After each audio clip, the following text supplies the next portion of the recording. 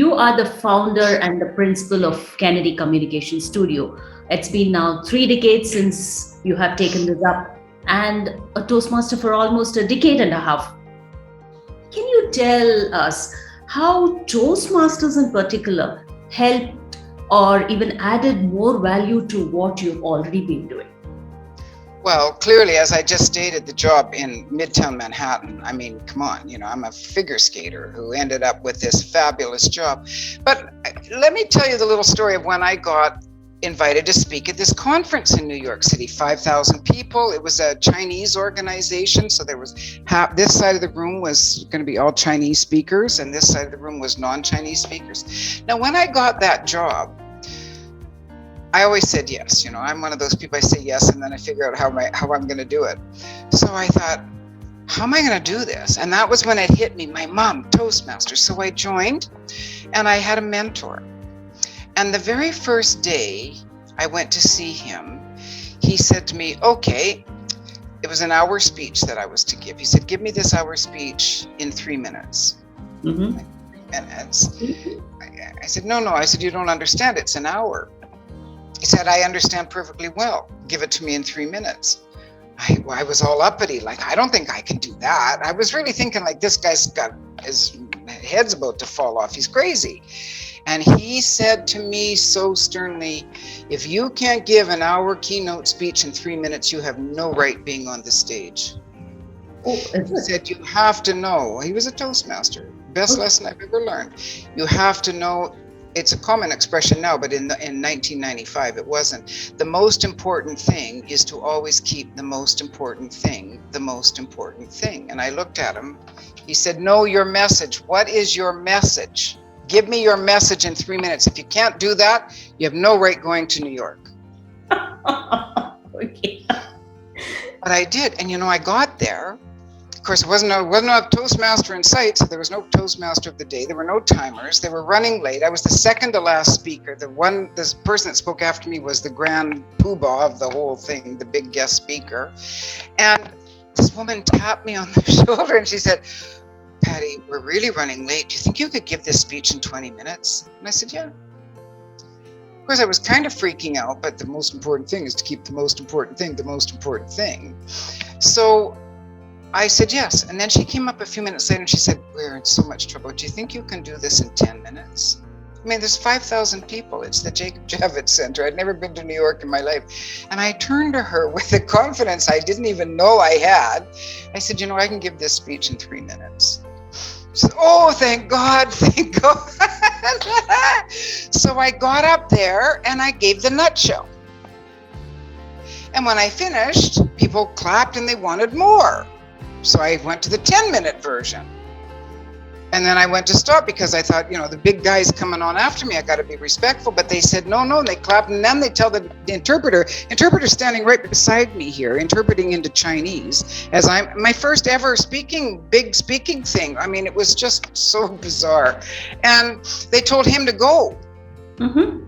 And so then I just moved myself into center stage, and with tremendous confidence that I didn't even know I had, but because of this mentor and the club that I belonged to, just before I got to the convention center, a big bouquet of flowers came to me from my club that said, we got your back, girl, you can do it, knock it out of the park.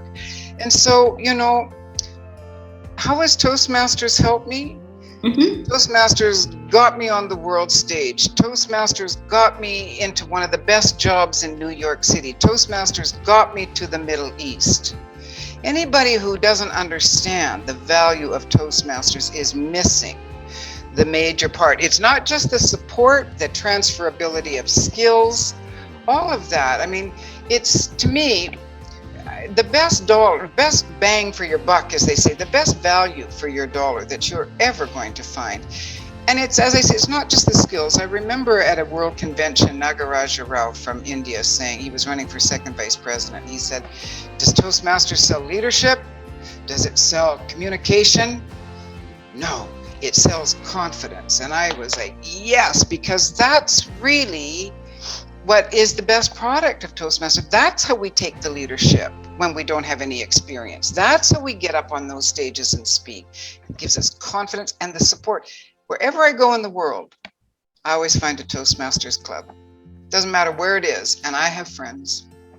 And I have friends for life from Toastmasters. Beautiful, wonderful, wonderful. Moving on. Let me ask you another thing. A couple of years back, you were chosen to write about a leadership development program focusing on women, especially in Eastern Europe and predominantly Middle East.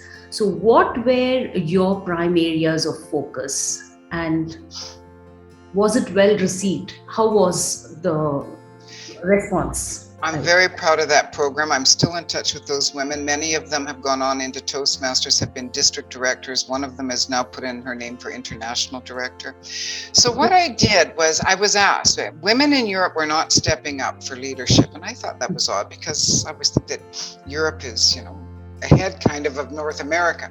So I thought, well, let me find out why. So I sent out a survey, why?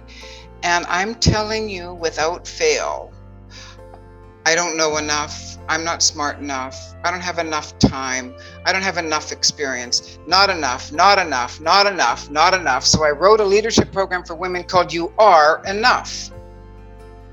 Okay. Boom. That's all. And of course, the first thing was to build confidence, to help women understand, what do you mean you're not enough? You're born. You're alive on the planet. That right there should tell you that you're enough. And I am a feminist, and I do believe that we need more women's voices in leadership, more women's voices at the political table, at the leadership table, in the business world. And so, that program, I can't remember when now, it was a number of years ago. And as I say, the group is still running. It ran for 10 months. There were 2 groups. It was such a beautiful group of women, and to watch them grow over the 10 months was just amazing.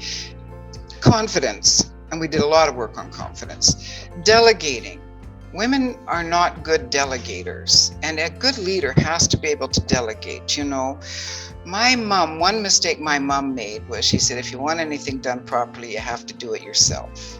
So I had to learn the hard way how to trust people to delegate. And I think we're mums, we've got so many things going on at the same time that it's easy for us to get into that. I'll just do it myself. Never mind, I'll just do it myself. But that's lacking confidence, believe it or not. When you can't go to somebody and say, please do this job, you do this, you do that, we're a team, this is what we need to do. If you don't have that ability to do that, it's actually a lack of confidence. So we did all kinds of communication techniques, teaching the women how to notice how people are communicating to you and communicating back in that style. So mastering several different communication styles. In those days too, I was doing a lot of authentic leadership training. And authentic leadership is really to know your story. And so I wanted them to find their voice, find their story, find their courage. A lot of women in Eastern Europe, they would say, oh, but Paddy, the men, they tell us to shut up and sit down. I said, well, I grew up in the 50s in North America, and it was like that then. So, the world's the world. People are people. But how does that make you feel, and how can we help you get through that? So as I say, many of them have gone on in Toastmasters to some, executive positions in their districts. And one of them has a very well-known podcast throughout Eastern Europe right now. Another one, as I say, just submitted her name for nomination for international director. So it's one of the programs that I'm the most proud of.